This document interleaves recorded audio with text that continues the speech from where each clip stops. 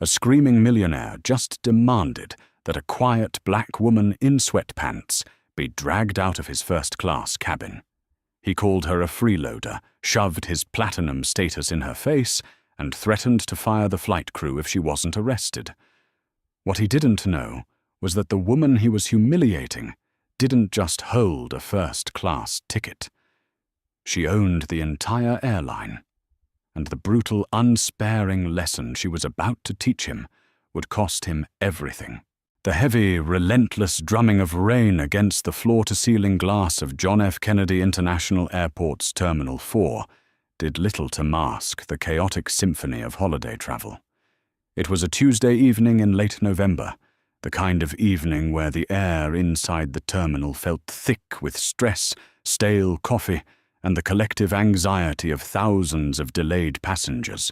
Yet tucked away on the mezzanine level behind frosted glass doors bearing the sleek silver crest of Lumina Airlines, the atmosphere was entirely different. The Lumina first-class sanctuary was a masterclass in modern luxury, silent-smelling faintly of sandalwood and fresh orchids bathed in warm amber lighting that made the storm outside look like a silent movie. Camille Montgomery sat in the deepest corner of the lounge, practically swallowed by a plush charcoal leather armchair. To the untrained eye, or perhaps the overly judgmental one, Camille did not belong in this room. She was 34, undeniably brilliant, and currently running on less than 4 hours of sleep over the past 3 days. Instead of the sharply tailored designer wear, favored by the executives, diplomats, and celebrities who frequented the sanctuary, Camille wore a faded, oversized grey hoodie, a simple pair of black athletic leggings, and white sneakers that had seen better days. Her dark, natural curls were pulled back into a messy bun, and the only accessory she carried was a battered leather notebook and a matte black laptop covered in coding stickers. She was exhausted. A bone-deep, soul-heavy exhaustion that came from finalizing a $2 billion fleet expansion for the very airline whose lounge she currently occupied. As the founder and CEO of Lumina Airlines, Camille had spent the last 5 years transforming a defunct regional carrier into the most exclusive, high-end boutique airline in the Western Hemisphere. She preferred to travel incognito, shunning the spotlight, testing her own product as a ghost passenger to ensure the service was impeccable. Tonight, she just wanted to go to London, sleep for 7 hours in the air, and wake up in time for a board meeting. Across the lounge, shattering the carefully curated piece, stood Arthur Pendleton. Arthur was a man who broadcasted his net worth before he ever opened his mouth. He wore a custom midnight blue Italian suit that hugged his frame aggressively, a gleaming Patek Philippe watch, and leather loafers that cost more than most people's monthly rent. At 52, he was the CEO of Pendleton Equities, a ruthless private equity firm known for buying family-owned businesses, gutting them and selling the scraps. His silver hair was perfectly coiffed, his jaw set in a permanent sneer of superiority. Currently, he was berating a lounge attendant because his espresso was lukewarm. "I don't understand what part of scolding is difficult for you to comprehend." Arthur snapped his voice, carrying across the quiet room. "I pay $60,000 a year in premium membership fees. I practically fund your salary. Bring me a fresh cup, and if it isn't burning my tongue, I'll make sure you're working at a fast food drive-through by tomorrow morning." The young attendant face flushed with embarrassment, nodded frantically, and hurried away. Camille watched the interaction from over the rim of her sparkling water. She jotted a quick note in her leather journal. "Lounge staff needs better protocol for abusive guests. Empower them to refuse service." 10 minutes later, the gentle chime of the overhead speaker announced the boarding for Flight 808 to London Heathrow. "Lumina Airlines invites our first-class and diamond-tier passengers to begin boarding at Gate B12, the elegant voice echoed. Camille packed her laptop away, slung her worn canvas backpack over her shoulder, and headed toward the exit. She walked with a quiet, unassuming grace, keeping her eyes forward. She arrived at gate B12, just as the gate agents were opening the priority lane. Arthur Pendleton arrived moments later, still barking orders into his cell phone. "I don't care if they have to file for bankruptcy. David, strip the assets and fire the union workers. Yes, all of them. I'm not running a charity." He barked, hanging up abruptly. He strode toward the priority lane, fully expecting the sea of humanity to part for him. When he saw Camille standing near the front of the boarding stanchions, his eyes narrowed. He looked her up and down, taking in the faded hoodie, the messy hair, and the utter lack of designer logos. In Arthur's rigid, hierarchical worldview, a young black woman, dressed like a tired college student, was an anomaly in his orbit. She was a glitch in the matrix of his exclusive reality. "Excuse me," Arthur said, his tone dripping with condescension as he stepped dangerously close to her personal space. "This is the first-class priority line. Group 1. You need to step aside. Economy boards in 30 minutes. Camille didn't even turn her head. She kept her gaze fixed on the boarding screen. "I'm in the right place, thank you." Arthur bristled, insulted by her calm dismissal. He let out a sharp, incredulous scoff. "Right, I'm sure you are. Just make sure you don't hold up the line when the machine rejects your ticket." The gate agent, a cheerful woman named Beatrice, smiled at Camille. "Welcome back, miss. Have a wonderful flight." Camille scanned her digital boarding pass on her phone. The machine glowed a pleasant green, emitting a soft chime. Arthur's jaw tightened as he watched her walk down the plush, carpeted jet bridge.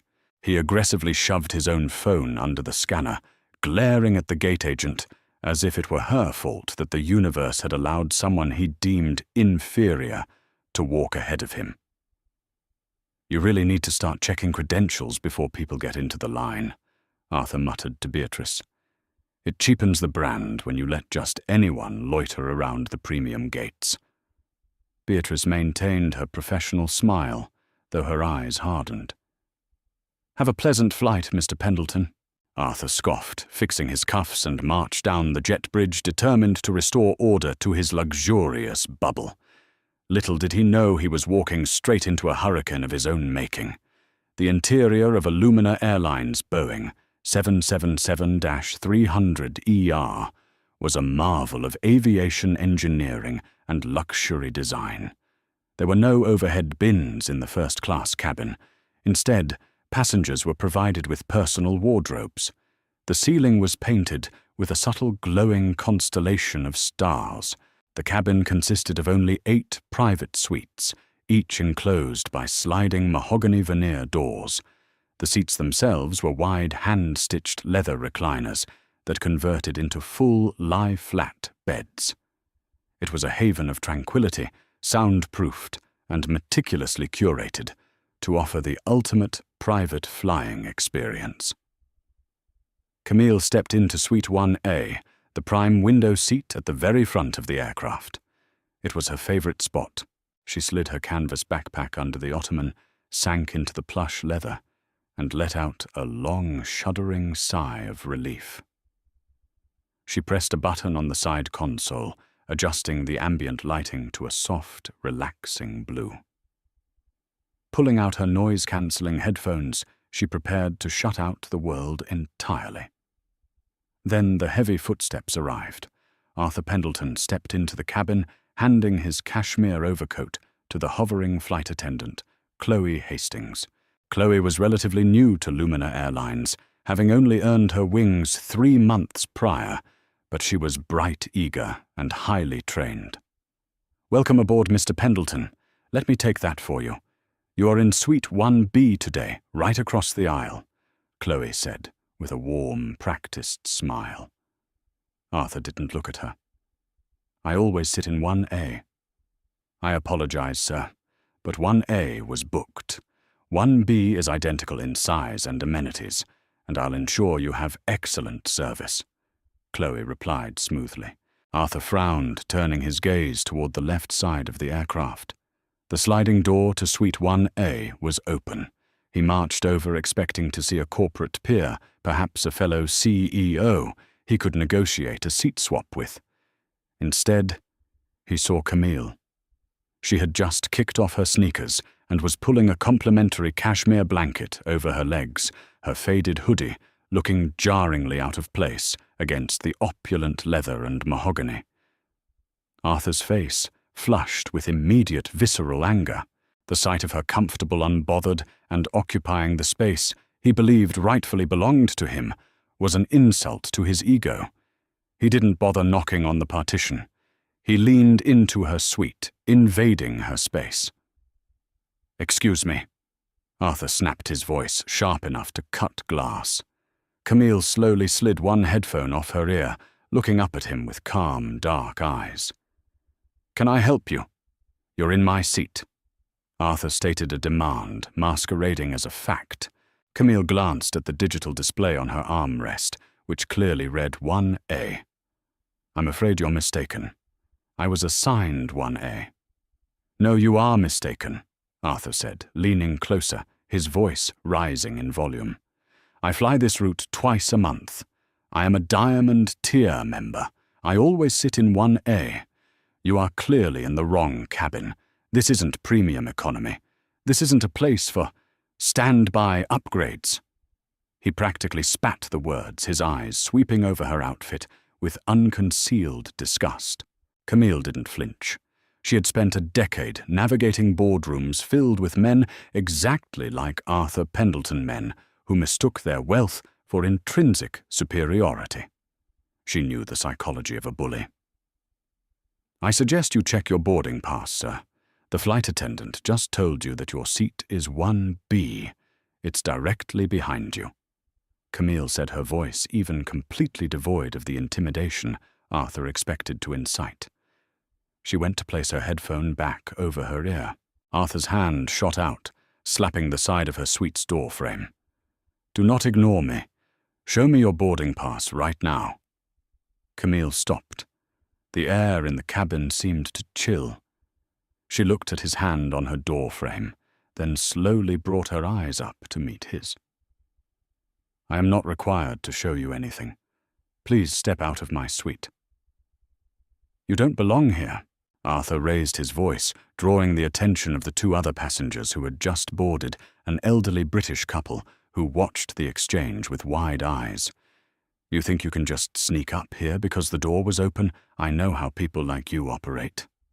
Chloe, the flight attendant, rushed over her face, pale, but her posture rigid with training. "Excuse me, gentlemen, ladies. Is there a problem here?"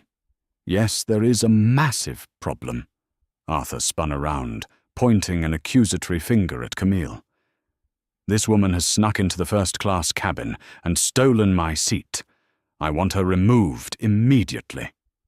Chloe blinked, looking between Arthur's red, furious face and Camille's eerily calm expression.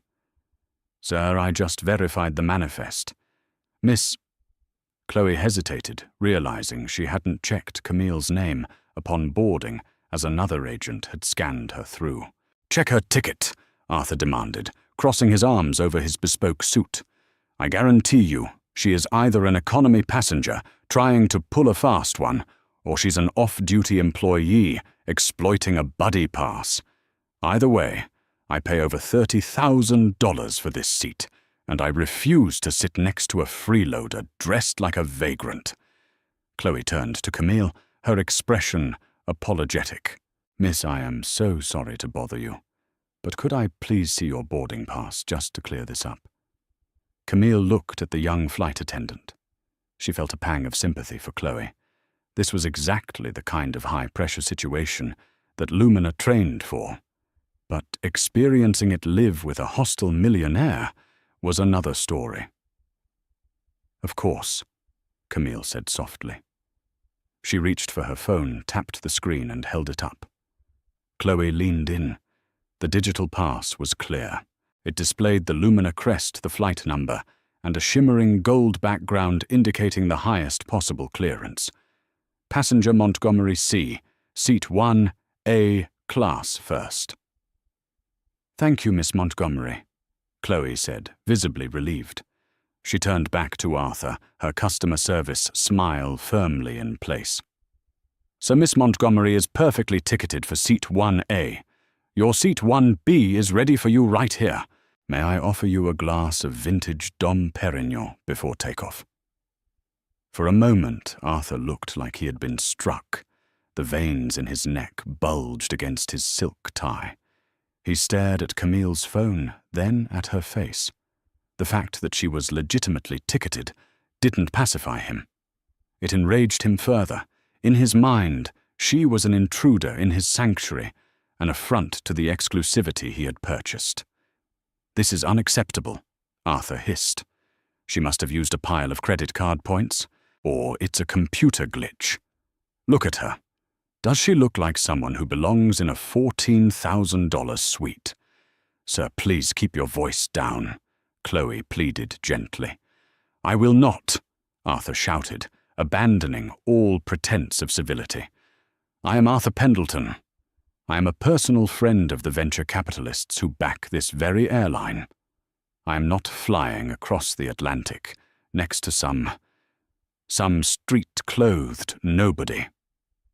The silence in the cabin was deafening. Even the background jazz music seemed to fade away. Camille slowly set her phone down on the console. She didn't raise her voice. She didn't yell.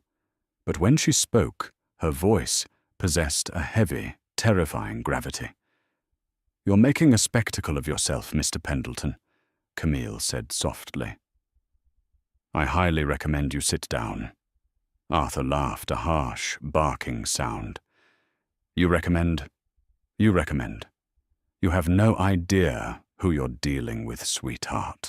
By now the commotion had summoned the purser, a seasoned, impeccably groomed man named Jonathan, who had flown commercial aviation for 25 years. He hurried down the aisle from the galley, swiftly placing himself between Arthur and Camille's suite. "Mr. Pendleton, good evening. I am Jonathan, the chief purser. How can I assist you in getting settled tonight?" Jonathan's voice was a soothing baritone designed to de-escalate even the most irate travelers. Arthur turned his wrath onto the new arrival. "Jonathan, finally someone with authority. I want this woman downgraded. Better yet, I want her off the plane. She is belligerent.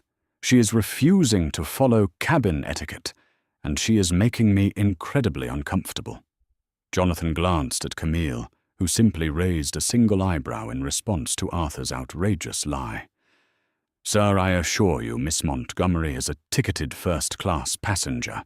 We cannot remove or relocate a passenger without a valid security reason," Jonathan explained firmly, though, keeping his tone respectful. "Seat 1B is a phenomenal suite, and I will personally ensure your journey is flawless. Let's get you seated so we can push back from the gate on time." "You're not listening to me," Arthur sneered, stepping closer to Jonathan, using his height to try and intimidate the purser. "I don't think you understand the financial leverage I have. My firm Pendleton Equities spends over $2 million a year on corporate travel with Lumina Airlines. I have the direct phone number of your vice president of operations. If I make a call right now before those doors close, I can have your job." "And hers," he added, jabbing a finger toward Chloe, who flinched. Jonathan held his ground, though a bead of sweat formed at his temple. Dealing with ultra-wealthy VIPs was always a tightrope walk, and Pendleton was known in the system as a high-risk/high-value flyer. "Mr. Pendleton, I respectfully ask you to take your seat. Making threats against the crew is a violation of federal aviation regulations." Jonathan warned, his voice dropping an octave. Arthur's face twisted into an ugly, triumphant mask. He realized he couldn't force the crew to move her physically, so he decided to use the ultimate weapon of the entitled elite, the ultimatum. "Fine. Let's play it by the book," Arthur said, loudly, ensuring every passenger in the cabin and the boarding economy passengers passing behind the curtain could hear him. "I am officially stating that I feel unsafe flying with this individual. She is acting erratically. She is dressed suspiciously. I want the captain out here. Now, either she gets off this plane, or I make a call and pull my company's entire contract with this airline. $2 million, Jonathan. Poof. Gone. Let's see how your CEO feels about you losing that much revenue because you wanted to defend a diversity hire in sweatpants.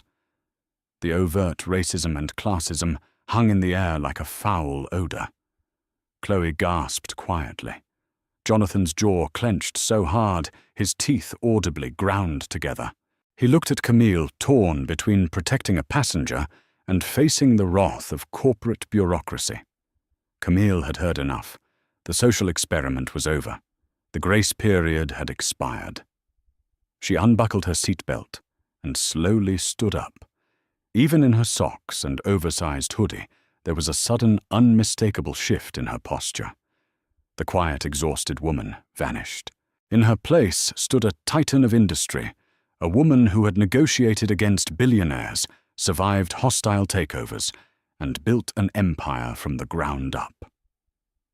She stepped out of the suite, standing face to face with Arthur Pendleton. She was inches shorter than him, but the sheer force of her presence made her seem 10 feet tall. "You feel unsafe, Mr. Pendleton?" Camille asked, her voice dropping to a dangerously quiet pitch. Arthur smirked, thinking he had finally broken her. "Extremely.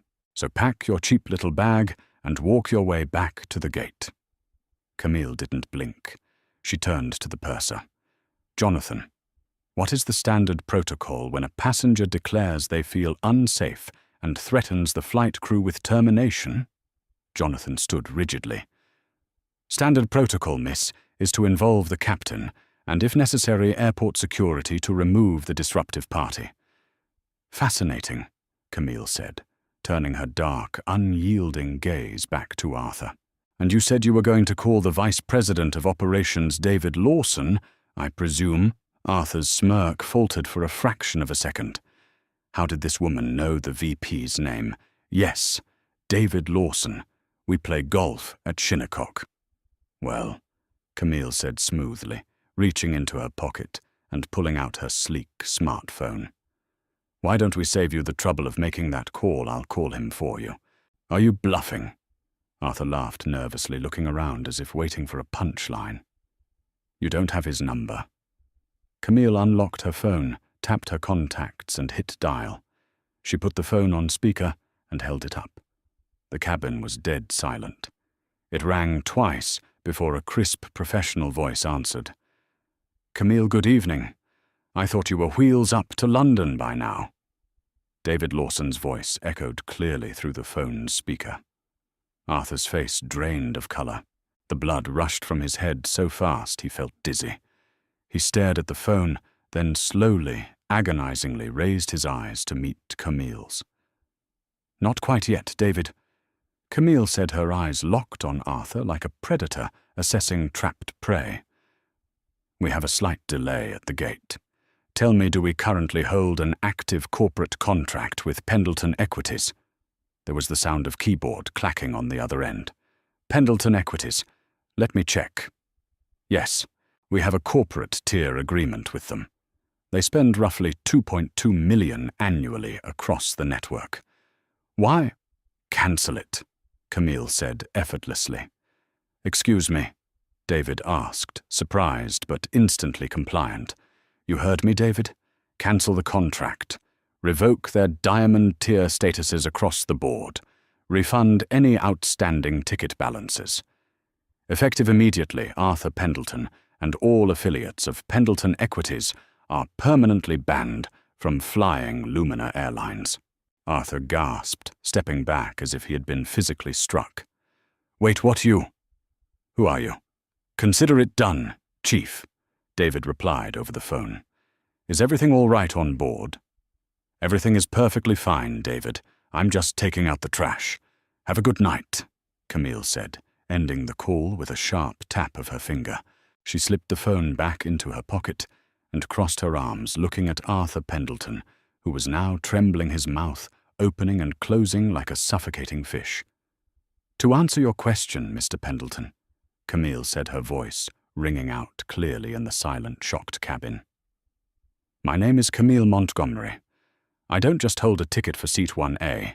I am the founder, majority shareholder, and chief executive officer of Lumina Airlines. The sound of Arthur swallowing hard was audible.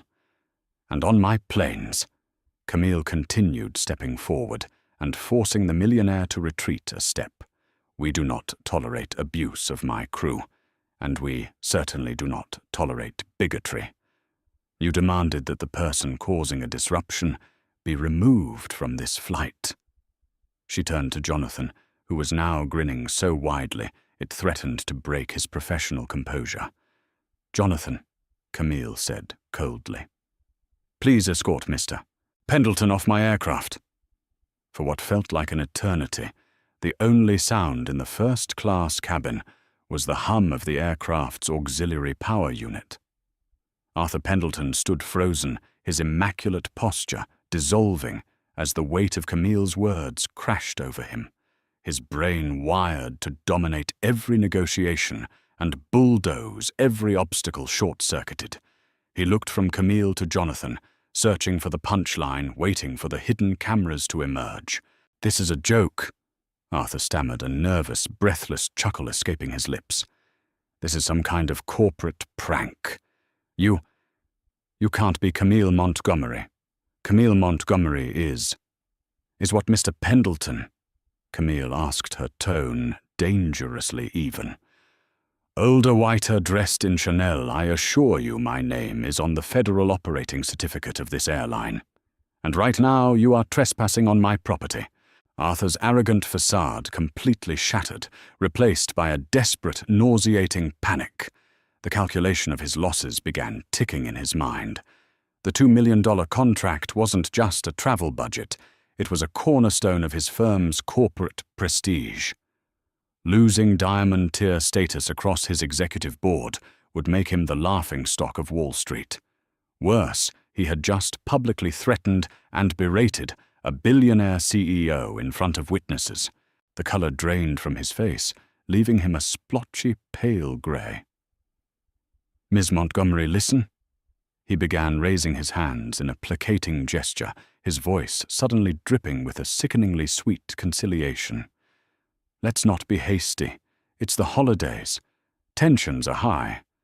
I had a grueling week in negotiations, and I took my stress out on the wrong person. I apologize. Unreservedly. Let's sit down, have a drink, and discuss this like the professionals we are. Camille didn't move an inch. A professional does not threaten a 23-year-old flight attendant's livelihood because he couldn't get the specific leather chair he wanted. A professional does not demand that a paying passenger be dragged off a plane to soothe his fragile ego. Your apology isn't born of remorse, Mr. Pendleton. It's born of consequence. She turned to Jonathan, her expression resolute. Purser, I gave you a directive. Jonathan stepped forward, his chest puffed out with a newfound invincible authority. Mr. Pendleton, you need to gather your belongings. I am asking you to disembark the aircraft immediately. The submissive, apologetic Arthur vanished in a heartbeat, replaced once again by the cornered, venomous tyrant. His pride simply could not allow him to submit. I am not going anywhere, he barked, his voice cracking with rage. I paid for this seat. You cannot legally kick me off a plane without cause. I will sue you, Montgomery. I will tie this boutique vanity project of an airline up in litigation for the next decade. Before Camille could respond, the heavy curtain separating the galley from the cockpit was pushed aside.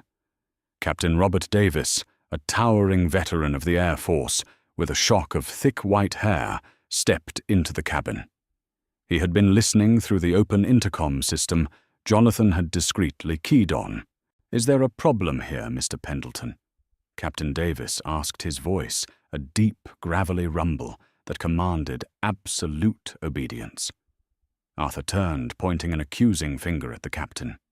Yes, your rogue CEO is illegally terminating my travel. I am a paying customer, and I demand to be flown to London." Captain Davis looked at Camille, offering a brief, respectful nod before turning his steely gaze back to Arthur. "So the CEO didn't kick you off this plane?" "I did. Under federal aviation regulations, as the pilot in command, I have the final authority to deny boarding to any passenger who exhibits disruptive, abusive, or threatening behavior toward my crew. You have threatened my purser, harassed my flight attendant, and created a hostile environment. You are a flight risk." "A flight risk? I'm a venture capitalist," Arthur screamed, spit flying from his lips. "Jonathan," Captain Davis said, calmly, ignoring the outburst, "call Port Authority." Arthur's eyes went wide. "No, wait." It took less than 3 minutes. The flashing blue and red lights of police cruisers reflected against the terminal glass outside. Heavy, rhythmic footsteps echoed down the jet bridge. 2 uniformed officers from the Port Authority Police Department, Officer Miller and Officer Jenkins, stepped through the aircraft door, their hands resting cautiously on their utility belts. "We have a failure to comply, officers," Captain Davis reported smoothly. "This passenger has been denied transport and is refusing to disembark." Officer Miller, a no-nonsense veteran with a thick New York accent, stepped up to Arthur. "All right, sir. The show's over. Grab your bag and let's go." Arthur looked at the officers, then at the growing crowd of economy passengers who were bottlenecked behind the first-class curtain, peering through the gap with morbid fascination. He was trapped. To resist the police would mean being physically dragged out in handcuffs, a visual that would tank his firm's stock price by morning. Trembling with a mixture of humiliation and unadulterated fury, Arthur snatched his cashmere coat from the empty suite behind him. He grabbed his Italian leather briefcase with such force his knuckles turned white. "You will regret this," Arthur hissed at Camille, his voice a venomous whisper as the police escorted him past her. "You have no idea the connections I have. I will destroy your reputation. I will ruin you." Camille looked at him, her dark eyes completely empty of fear or intimidation. "Goodbye, Arthur. Have a safe drive home." The perp walk was excruciating. Arthur Pendleton, a man who believed the world existed to serve him, was marched down the aisle by 2 armed officers. Every head in the plane turned to watch. Smartphones were out, camera lenses focused on his red, sweating face.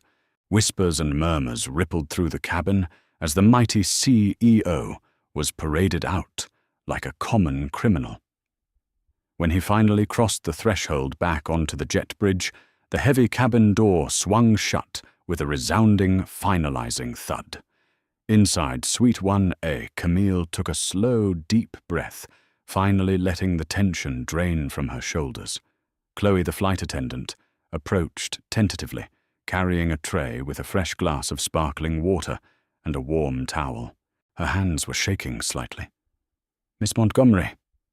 "Camille," Chloe stammered, her eyes wide, with a mixture of awe and gratitude. Thank you. I didn't know what to do. He was so awful." Camille offered a warm, genuine smile. "You did exactly what you were supposed to do, Chloe. You stayed professional, you de-escalated, and you called for backup. You handled yourself perfectly. Never let anyone, no matter how much money they have, make you feel small on my aircraft." Chloe beamed, a blush creeping up her cheeks. "Thank you, Mom. We'll be pushing back from the gate in just a moment. Please let me know if you need anything at all." As Chloe walked away, the elderly British gentleman who had witnessed the entire ordeal leaned over from Suite 2A. "Excuse me, my dear," Thomas Whitmore said, his eyes twinkling with amusement. "I must say, I've been flying transatlantic for 40 years, and that was without a doubt the most magnificent display of leadership I have ever had the pleasure of witnessing." Camille laughed softly. "Thank you, sir. I apologize for the disruption." "Nonsense. His wife, Eleanor Whitmore, chimed in, adjusting her reading glasses. It was better than the in-flight movie. Good riddance to the pompous fool. The aircraft engines roared to life, a deep, comforting vibration that signaled departure. Camille sank back into her seat, pulling her laptop from her bag. She had intended to sleep on this flight, but Arthur Pendleton's parting threat echoed in her mind. Men like Arthur didn't just lick their wounds, they retaliated. She needed to prepare for war. 35,000 feet above the dark expanse of the Atlantic Ocean, the first-class cabin was a haven of sleep. The lights were dimmed to a soft starlight glow, and most passengers had converted their seats into beds.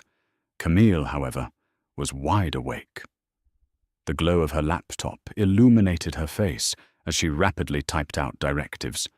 She was connected to Lumina's secure satellite network running point with her executive team on the ground in New York. At 1 a.m. Eastern Time, an urgent email popped up from Samantha Brooks, Lumina's ruthlessly efficient head of public relations. Subject Pendleton is moving. Crisis protocol initiated. Camille Pendleton isn't waiting for morning. His crisis PR firm just leaked a statement to the Financial Chronicle. He's framing the incident as an unprovoked attack. He claims you had a stress-induced mental breakdown in the cabin, physically threatened him, and used your power to unjustly eject a paying customer to make room for a friend. He's threatening a massive discrimination and breach of contract lawsuit. Furthermore, William Rockford just reached out. Pendleton called him directly trying to poison the well before our Series C funding round next month. Camille's jaw tightened. She read the message twice. The audacity was staggering, but not entirely surprising.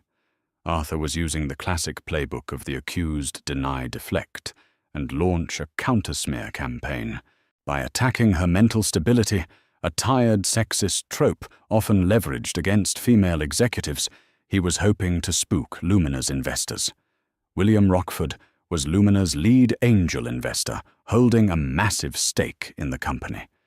If Pendleton convinced Rockford that Camille was a volatile liability, it could jeopardize the entire $2 billion fleet expansion she had just finalized. Camille hit reply.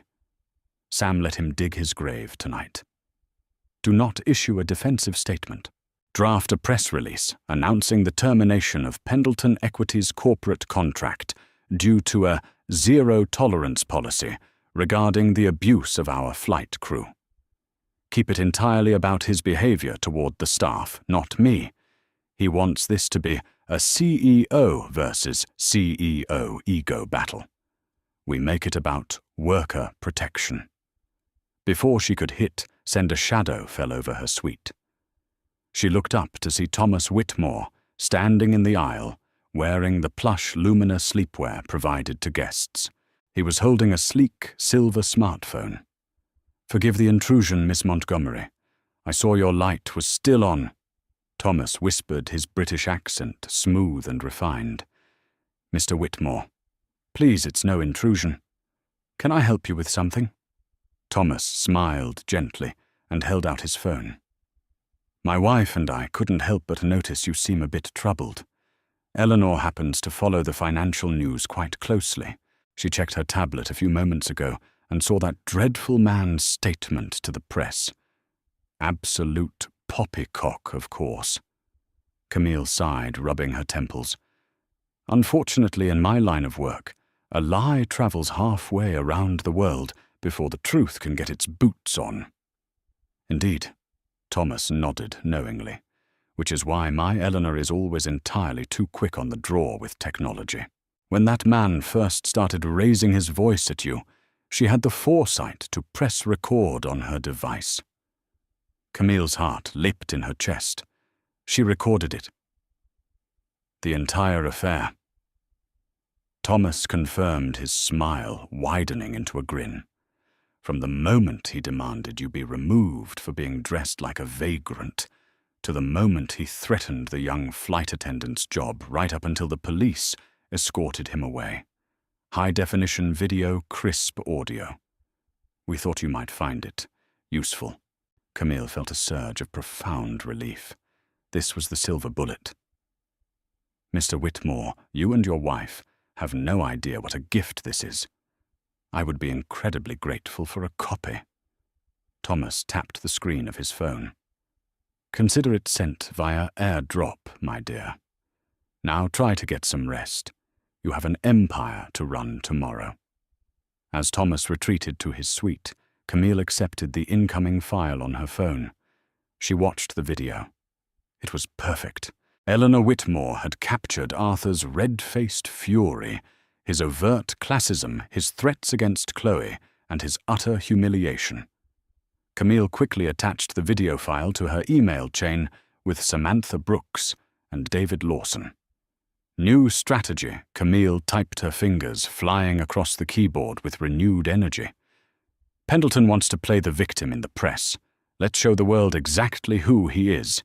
Sam, coordinate with our legal team. Tomorrow morning at 8 a.m. London time, release our official statement. Do not attach the video directly. Instead, accidentally leak the video to aviation blogs and Wall Street journalists 10 minutes before our statement goes live. Let the internet do what it does best. She leaned back, a cold, satisfied smile touching her lips. Pendleton had tried to ruin her by exploiting his connections.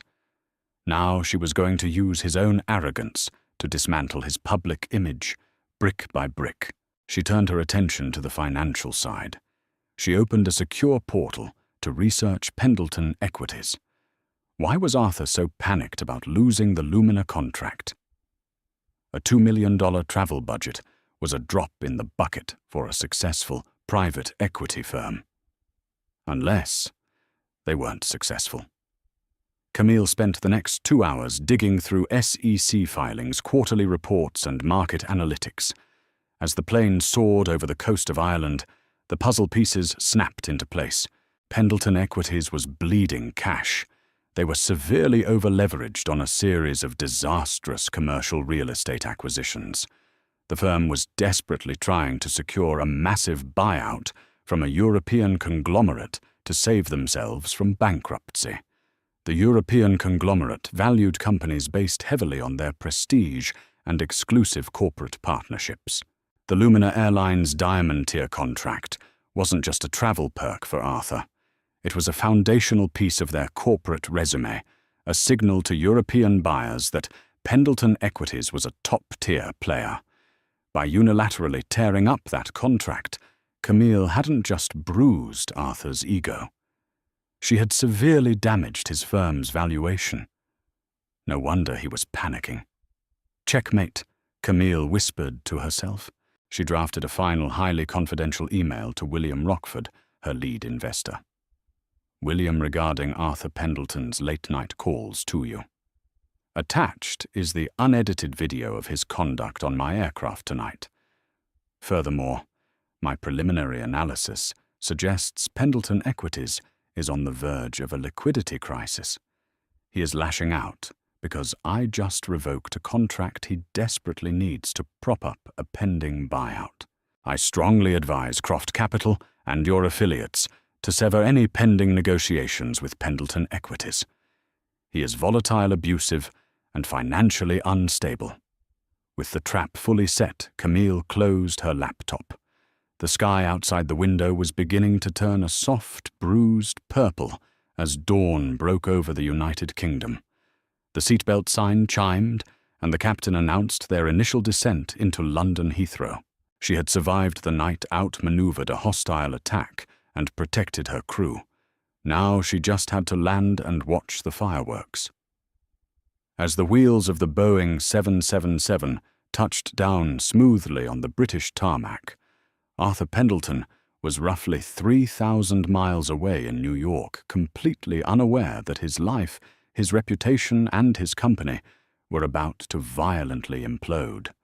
The sun rose over the jagged skyline of Manhattan, casting long, sharp shadows across Central Park. Inside his triplex penthouse on the Upper East Side, Arthur Pendleton woke up with a pounding headache and a false sense of security. He poured himself a cup of black coffee from his gleaming espresso machine and picked up his tablet, expecting to see his meticulously crafted narrative dominating the financial morning shows. He had spent the entire night coordinating with his high-priced crisis management team, assuring his board of directors that the minor altercation with the hysterical airline CEO was already handled. He opened his email. There were 412 unread messages. Before he could process the sheer volume, his phone rang. The caller ID flashed Greg Harrison, head of PR. Arthur answered, a smug smirk forming on his face. "Greg, good morning. Tell me the Financial Chronicle ran our statement on the front page." There was a heavy, suffocating silence on the other end of the line. When Greg finally spoke, his voice trembled. "Arthur, have you looked at Twitter or LinkedIn or literally any news network this morning?"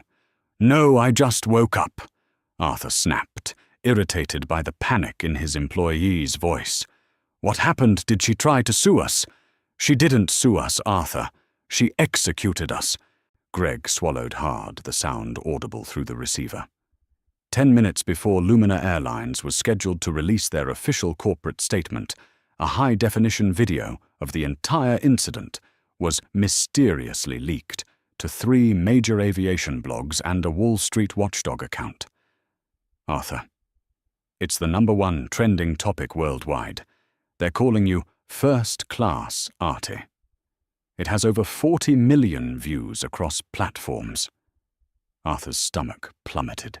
His coffee mug slipped from his hand, shattering against the imported marble floor, sending dark liquid pooling around his Italian leather slippers. "A video." Arthur breathed, his chest suddenly tight. "That's illegal. You can't record people without their consent in a private suite. You were screaming in an open aisle, Arthur," Greg shouted, dropping all professional decorum. "You threatened a 23-year-old flight attendant's job. You called the founder of a $2 billion company a diversity hire in sweatpants." "The video is crystal clear. It shows you lying, aggressively intimidating the crew and being escorted out by the Port Authority." Arthur scrambled to pick up his tablet, his fingers numb and shaking. He opened X, formerly Twitter. He didn't even have to search for his name. It was plastered across the top of the trending sidebar. #boycott Pendleton. Equities. #first class. Artie Camille Montgomery. He clicked on the top video. There he was, his face flushed an ugly, furious red, his voice echoing through the silent cabin of the airplane. He watched himself demand that Camille be removed, watched himself boast about his wealth, and watched with a sickening sense of dread as Camille dismantled him with absolute, terrifying calm. Beneath the video, the comments were a tidal wave of public execution. Imagine bragging about a $2 million contract to a woman who literally owns the airplane you're standing on. The second-hand embarrassment is lethal. The way she didn't even raise her voice. Absolute queen behavior. Pendleton Equities is a joke. He tried to ruin a flight attendant's life because his ego was bruised. Cancel all his contracts. It gets worse. Greg's voice cut through Arthur's spiraling panic. William Rockford issued a public statement at 7 a.m. He praised Camille Montgomery's leadership and announced that Croft Capital is severing all ties and pending negotiations with Pendleton Equities, citing a fundamental misalignment of corporate ethics. Arthur, the Bauer-Fuchs Group, saw it. Arthur's knees buckled. He sank onto the edge of his pristine white sofa. The Bauer-Fuchs Group was the European conglomerate poised to buy out Pendleton Equities. It was the lifeline that was going to save his over-leveraged firm from total bankruptcy. And, Arthur whispered, though he already knew the answer. "They pulled out," Greg said flatly. "Their CEO sent a 2-sentence email to our board 20 minutes ago. They are terminating the acquisition. Our stock plummeted 18% in pre-market trading, and the board has called an emergency session for noon. Arthur, they're going to ask for your resignation." "They can't fire me," Arthur screamed, spit flying onto the screen of his tablet. "I built this firm. I made them millions." "You just lost them billions," Greg replied coldly. "I quit, Arthur. Good luck." The line went dead. Arthur sat alone in his cavernous, silent penthouse, the ruins of his empire crumbling around him. He had spent his entire life bullying his way to the top, using his wealth as a bludgeon to force the world into submission. But in his arrogance, he had picked a fight with a woman who didn't just have more power than him. She had the quiet, lethal intelligence to let him destroy himself. 3,000 miles away, the atmosphere in Lumina Airlines' plush London headquarters was electric. Camille Montgomery sat at the head of a sprawling oak conference table, perfectly framed by the floor-to-ceiling windows overlooking the River Thames. She had traded her faded hoodie for a sharp, tailored emerald-green pantsuit, her curls pulled back into a sleek, professional style. The room was filled with her executive board, all of whom were staring at the glowing television screen mounted on the wall. A major financial news network was currently running a breaking news banner: Arthur Pendleton, ousted as CEO of Pendleton, equities amidst viral scandal and financial collapse. A collective, stunned silence hung over the boardroom. David Lawson, the vice president of operations, let out a low whistle. "Well, remind me never to complain about my assigned seating when you're on board, Chief." Laughter rippled through the room, cutting the tension. Camille smiled, taking a slow sip of her Earl Grey tea. "Let this be a lesson in core values, everyone," Camille said, her voice commanding the immediate attention of every executive in the room. "We built Lumina Airlines on the premise of exclusive luxury, yes, but luxury does not mean a license for cruelty. Our crew members are the lifeblood of this company. They are not punching bags for stressed executives, and they are not acceptable casualties in a game of corporate ego." She tapped her tablet, bringing up a secure personnel file on the projection screen. It displayed the smiling professional headshots of Chloe, the flight attendant, Jonathan the purser, and Beatrice, the gate agent. "I want immediate commendations placed in their permanent files," Camille instructed the head of human resources. "Furthermore, issue a $10,000 bonus to Chloe and Jonathan for their exemplary handling of a hostile situation. I want Beatrice to receive a $5,000 bonus for her professionalism at the gate, and draft a company-wide memo. Lumina Airlines will always unconditionally back its employees when enforcing safety and respect protocols." The board murmured in unanimous agreement. "Now," Camille said seamlessly, transitioning back to the business at hand, her eyes sharp and focused. "Let's review the final projections for the $2 billion Boeing acquisition. If Arthur Pendleton's little meltdown taught us anything, it's that our brand's integrity is our strongest asset. Let's make sure we have the fleet to match it." Over the next few weeks, the fallout from Flight 808 became legendary in the aviation and corporate worlds. Arthur Pendleton was formally stripped of his position by his own board of directors, leaving him to face the agonizing reality of his firm's liquidation from the sidelines. His diamond-studded network of elite friends instantly evaporated, treating him like a pariah. His attempts to sue Lumina Airlines were laughed out of court by a judge who had already seen the viral video twice. Lumina Airlines, on the other hand, experienced an unprecedented surge in bookings. The public loved the story of the undercover CEO, who fiercely protected her staff. The airline's reputation for safety, luxury, and unyielding standards skyrocketed, solidifying Camille Montgomery as one of the most respected and formidable figures in global business. 1 month later, Camille found herself walking through Terminal 4 at JFK once again. It was a crisp, clear December morning. She was dressed in her signature travel attire, a comfortable black hoodie leggings, and a pair of clean white sneakers. She stopped near Gate B12, watching the boarding process for the morning flight to Paris. Beatrice was at the desk, scanning tickets with a bright, genuine smile. Chloe and Jonathan were stationed at the door of the aircraft, greeting passengers with impeccable grace. A wealthy-looking businessman in a sharp suit approached the desk. He looked tired and irritable. For a split second, Camille paused, watching intently. The man fumbled with his phone, struggling to pull up his digital boarding pass. "Take your time, sir," Beatrice said, warmly offering a patient smile. The man paused, let out a heavy breath, and smiled back. "Thank you. Long morning. Ah, here it is." "Seat 2A. Have a wonderful flight, sir," Beatrice chimed, waving him through. Camille smiled to herself, adjusting the strap of her canvas backpack.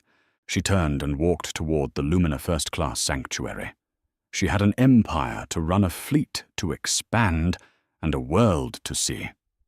But as she walked through the bustling terminal, completely unrecognized by the crowds around her, she carried a quiet, unshakable satisfaction. She had built more than just an airline. She had built a culture of respect, one flight at a time. And no amount of money in the world could ever buy a ticket to tear that down. Did you love this story of instant karma and absolute justice? There is nothing more satisfying than watching an arrogant bully get exactly what they deserve, especially when they mess with the wrong undercover boss. If Camille's brilliant takedown of the entitled millionaire had you cheering at your screen, hit that like button. Right now, share this video with your friends to remind everyone that kindness costs nothing, but arrogance can cost you everything. Make sure to subscribe to the channel and ring the notification bell so you never miss another dramatic real-life story of ultimate revenge. Drop a comment below. What would you have done if you were in Camille's shoes?